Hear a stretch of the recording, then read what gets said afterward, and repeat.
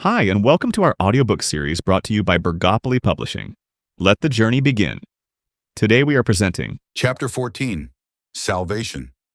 John's eyes locked on something ahead, something not alive. Is that the water treatment plant? Scott shook his head. No, we haven't gone far enough. I don't know what it is. John didn't care. It's a building. His voice was sharp.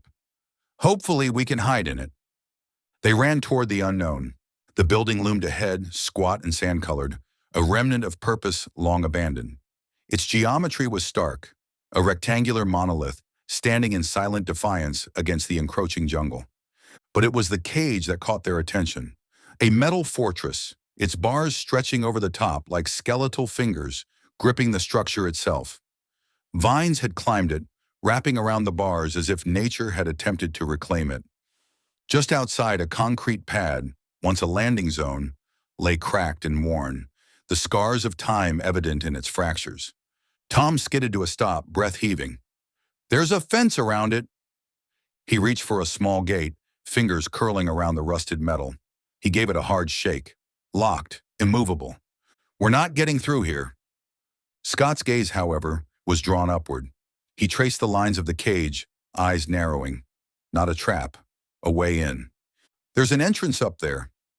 John's grip tightened around his weapon, his mind already calculating. I'll hold off the dinosaurs while you climb. No argument, they moved. One by one, they ascended. John and Chi stayed behind. The dinosaurs hesitated just beyond the clearing. Their movements were not reckless, only measured. Watching, waiting. One grunted, a sound that was not mindless but commanding, a signal. They inched forward, their predatory patience sharpened. John threw a quick glance at Chi. She had not moved. Go! His voice was urgent but firm. Chi barely spared him a look. Her gun remained steady. I'm a better shot than you. John's jaw tightened. That's why I need you on the other side. You cover me while I climb. Chi hesitated, then exhaled sharply. Reluctantly, she moved. John fired, a warning shot, the blast scorching the ground before the closest predator. The dinosaur snarled, stopping just short of lunging.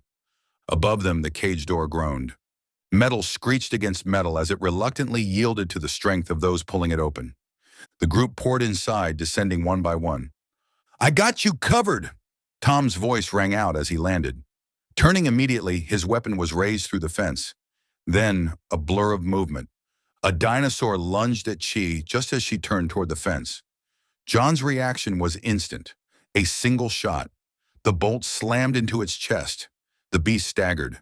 It screamed and fell, its body twisting wildly in agony before it managed to right itself again. But by then, she was gone. She pulled herself over the top of the fence, running across the cage toward the entrance. Hurry, Chi! Tom shouted from below. They're closing in on John. Tom fired one shot, then another. A warning, a threat, a declaration. Chi landed hard inside the cage, spinning toward the fence. Her gun snapped up instantly. Okay, I'm here, she shouted, her breath sharp. Her eyes locked on John. Start climbing. John fired twice, a desperate effort to stall the inevitable. Then he moved. His hands found the fence, fingers clawing for purchase as he scaled upward. Breath tight in his throat. But the predators saw, understood. Their meal was leaving. They charged. Chi and Tom opened fire, the bursts of light illuminating the chaos below. Bolts found flesh. Some fell, some faltered. But most kept coming. John glanced down. A mistake. A flash of jagged teeth below him. He jerked his leg away just as a gaping maw snapped shut where his foot had been. Another lunge from the other side. John kicked out, his boot connecting with a hard, scaly snout. The creature stumbled back, snarling. Almost there. One of the predators leaped, missing its mark but striking him hard enough to break his grip. Falling. Then, collision. He hit something soft, something writhing. A wounded dinosaur.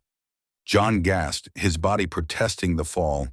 Above him, Chi's voice, urgent, frantic. Oh no, hurry, get back up! The moment stretched and slowed, his body struggling to obey. A deep, guttural roar. Not from the creatures chasing them, from something else, something far bigger.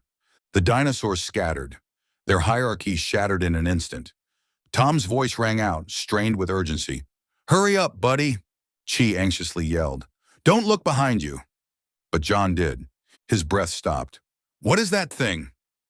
From the jungle, a monster emerged. Larger than the others, more ancient, more assured. A king among beasts.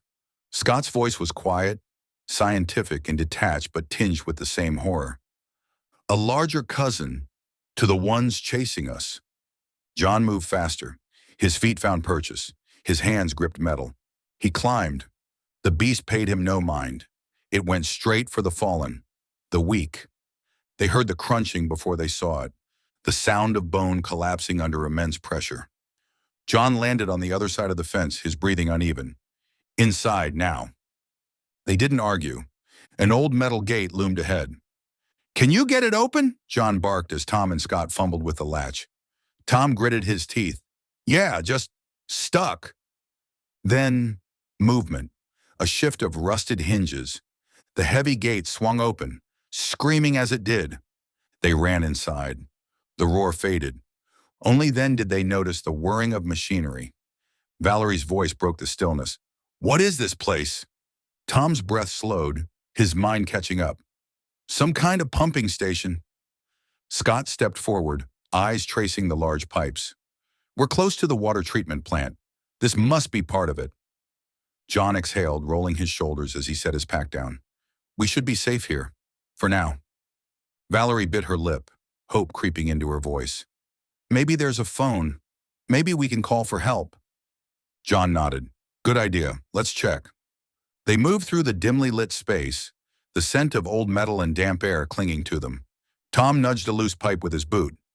"Doesn't look like much here." John glanced around. The stillness was deceptive. Then he turned to them. "By the way, thanks for saving me." Scott shook his head. "You and Chi covered us first. We should be thanking you." Tom grinned, throwing an arm over John and Scott's shoulders. The humor returned. The tension was still there, but distant. "Hey, we make a good team."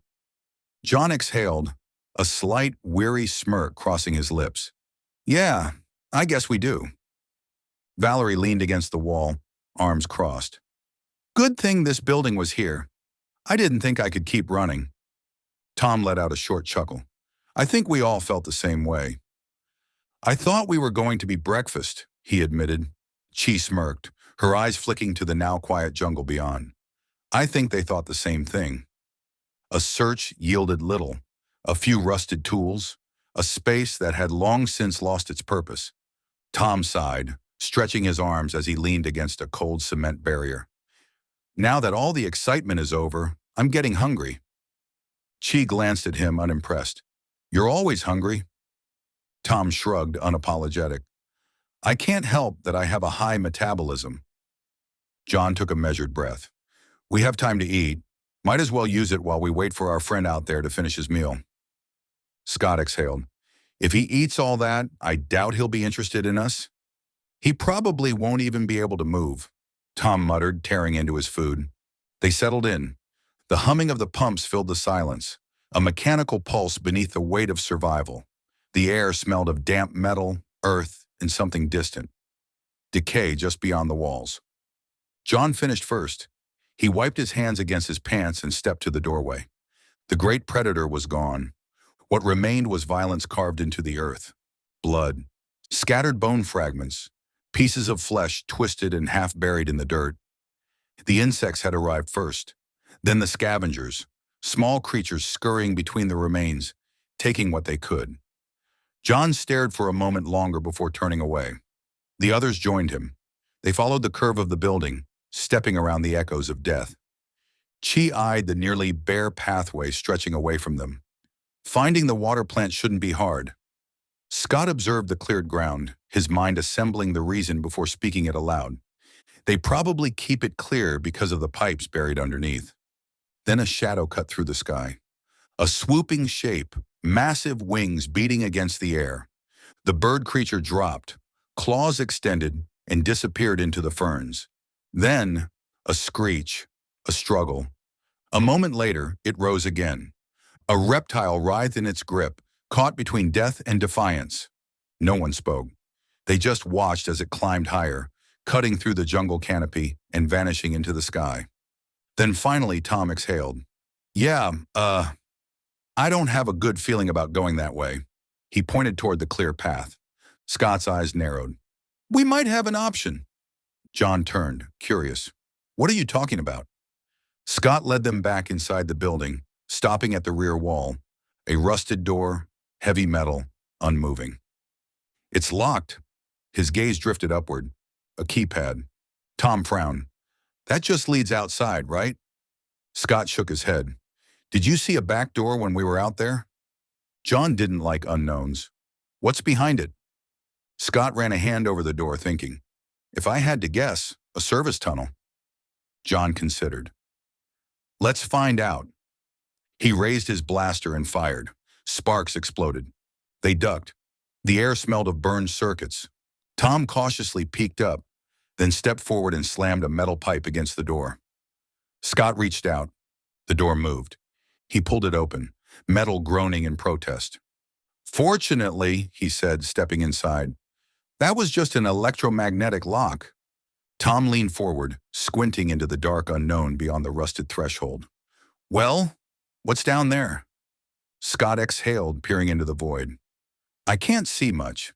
It's dark. Looks like some steps leading to a platform, but I can't tell beyond that. A pause, the weight of uncertainty. Here, Chi murmured, reaching into her pack, a flicker of reassurance. I still have my flashlight from the camp. Scott took it and clicked it on. A thin beam cut through the darkness. A steel-grated platform stretched before them, suspended over something far greater than the light could reach. One by one, they descended. Wow, Valerie murmured. It's really dark in here. Scott aimed the beam downward. His breath slowed. His voice came quieter, not in fear but in reverence. Well, my theory was right. These are the water pipes leading to the city. Tom's brows lifted. It's a tunnel. Yeah, Valerie breathed, eyes widening. John exhaled, stepping forward. A choice settled in his mind before the words left his mouth. Let's throw some light on the situation. He reached for a lever bolted to the wall, coated in dust and time. His fingers wrapped around the handle. A single motion, a gamble. He pushed it up. A rumbling hum. Then, illumination. The tunnel came alive. Dim lights embedded along the walls, flickering to life, casting long shadows that stretched into infinity. Tom whistled low, eyes following the lines of metal and wire that extended into the distance. That goes on forever. Valerie frowned, still hesitant. Are we sure it's safe? Does it even lead to the city? John's expression was unshaken. It's safer than the jungle. Tom nodded, voice graver than usual. After seeing that thing swoop in out of nowhere, I'd rather take my chances down here. Scott took another glance at the tunnel's silent expanse before nodding. Agreed? Let's get our stuff, John said, turning toward the exit. They retraced their steps, slipping back through the rusted door, packs slung over shoulders, weapons checked, the weight of decision settling over them. When they returned, Chi ran a hand over the cold metal of the tunnel's wall. Do you think this leads to the water treatment plant? Scott's response was measured. It's going in that direction. But whether it leads all the way, that's the question. John adjusted the straps of his pack. Doesn't matter. It'll get us through the barrier. No more hesitation. They descended to the floor of the tunnel. John turned, sweeping his gaze across the waiting corridor ahead. You guys ready? Tom smirked, trying to bury the edge in his voice. Yeah, we're ready. Let's go. Valerie's chuckle was forced, a thin attempt to lighten what felt impossibly heavy. At least they built us a nice little pathway. Scott shook his head. This tunnel's not for us. They built it to access the pumping station and maintain the pipes. John nodded, half distracted. Safer than having them above ground. Tom huffed. Yeah, especially after seeing that bird. Chi smirked, tilting her head toward him. That really shook you, huh? Tom turned to her, expression dead serious. Can you imagine if it wasn't that dinosaur it grabbed? But one of us? Silence. Valerie exhaled, her gaze fixed forward. We wouldn't stand a chance. She slowed her steps, eyes narrowing. Did you see that? John's posture stiffened. Yeah, I did. Tom frowned. See what? She didn't take her eyes off the tunnel ahead. The lights, they went out. They all stopped. Tom exhaled sharply, shaking his head. I knew it was too good to be true. Scott observed the darkened section, his mind already calculating. These lights may be on motion sensors. When nothing moves, they turn off. Chi nodded. Probably in sections. John considered it. Makes sense. Let's keep moving and see if they come back on. They pressed forward, their footsteps echoing against concrete and steel. The pipes flanked them, massive blue monoliths stretching into the dark. Twice their height in diameter, the colossal metal structures loomed, making the tunnel feel both secure and claustrophobic. Above them, the ceiling arched just high enough for a bot or a particularly tall figure to inspect the pipeline. The pipes themselves rested on concrete supports, their foundations solid. To their sides, shoulder-high barriers ran the length of the tunnel. Well, here's our first test, Tom muttered as they reached the edge of darkness. They stepped forward. Light bloomed. Chi smirked. We were right. Tom exhaled dramatically. That's a relief. Now I can focus on wondering what's happening above us. John chuckled, half joking, half serious. Aren't you glad Scott thought of this tunnel? We'd probably be inside some creature's stomach by now, Tom muttered, tapping his pipe against the concrete barrier. A dull echo, a nervous habit. Valerie shook her head. You're always so positive. Tom smirked. Just realistic. A pause and then quieter. I wonder how Dave and the others made out. Who cares? Valerie shot back. They probably made it just fine, Scott said, voice neutral. Chi's expression darkened. He could have dropped them off and come back for us. John didn't answer. The truth was already known. Tom exhaled. I guess that's not who he is. His voice hardened. If I see him again, I've got something to say. Valerie looked around. What's that? Tom hesitated, then shrugged. I don't know, but I'll come up with something. Valerie's breath hitched. Number, shh. Her voice dropped to a whisper. I think I heard something. Scott halted, his head tilted, listening, calculating. What is it? I'm not sure. Chi's gaze hardened, following Valerie's line of sight. A flicker of movement. Chi's stomach dropped. I saw something. Valerie nodded. I did too. Tom's fingers curled around his weapon. Great, now what? The creature revealed itself. Small, furry, simian. It perched itself on the retaining wall, its form compact but coiled with tension. John stepped closer. His voice was low, measured. What is that? The creature hissed. John flinched instinctively. Tom grinned, stepping back. I think you made him mad. Scott exhaled, keeping his voice level. That was a warning. Valerie's fingers hovered near her belt, uncertain. What do we do? The jungle had followed them into the tunnel. John exhaled, keeping his movements calm. Let's just keep walking. I don't think we have to worry too much about a little guy like that. He took another glance at the small, trailing creature. Tom turned his head slightly, smirking. I'm not going to say anything. John frowned. What? Tom shrugged, his voice carrying the weight of a half-forgotten warning. Remember at the camp, when I said that one creature might have a big brother? A moment of silence. John straightened. We should probably move then. Scott was already stepping forward, his mind working faster than his feet. A creature like that won't come into the open alone. He's testing the waters, which means there are more. Tom glanced back. The small figure on the wall had not stopped. It moved with them, shadowing their pace. Maybe we should be walking a little faster, Tom muttered. John inhaled deeply. How long had they been walking? It felt like they should have reached the treatment plant by now. Shouldn't we be getting close? He asked. Scott hesitated. He wasn't sure anymore. Further than I thought, he admitted. But it can't be much farther. Then, Valerie's voice, low, urgent.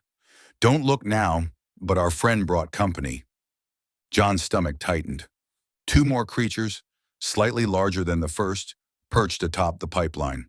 One leaped effortlessly to the wall and trailed behind the first. Tom turned around, walking backward now, scanning the movement behind them. "I don't like this." John's pulse quickened. "We need to pick up the pace, start jogging." Scott didn't hesitate. Agreed. Then another shift. Two more creatures appeared on the opposite wall. Their presence was no longer a question, it was a pattern. They began jogging. It didn't help. The tunnel came alive. From the pipes, from the walls, from the overhead conduit, more creatures emerged. They brachiated effortlessly, swinging through the metal framework above them, their movements eerily coordinated. Tom's breath sharpened. "Don't look now, but there are at least 15, maybe 20 of those things." His voice cracked. "We better run!"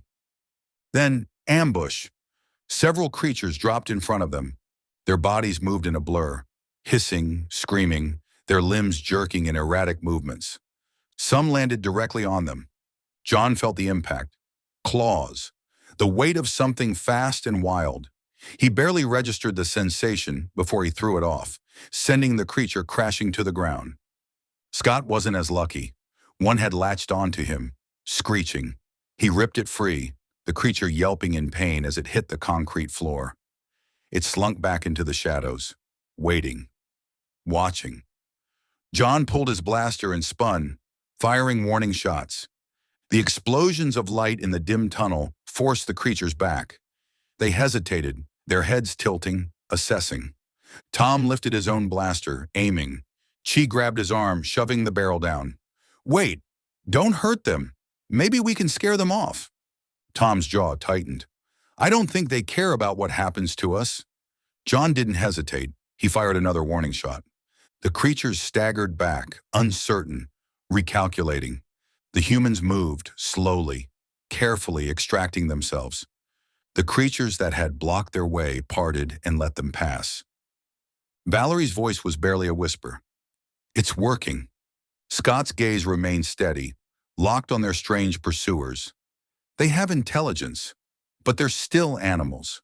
Don't let your guard down." They walked forward, step by calculated step. The creatures watched, waiting. For what? No one wanted to find out. The creatures did not leave. Not entirely. They trailed behind, silent, patient. Perhaps they were waiting for hesitation, for weakness. Or maybe they simply wanted to ensure the intruders left their domain.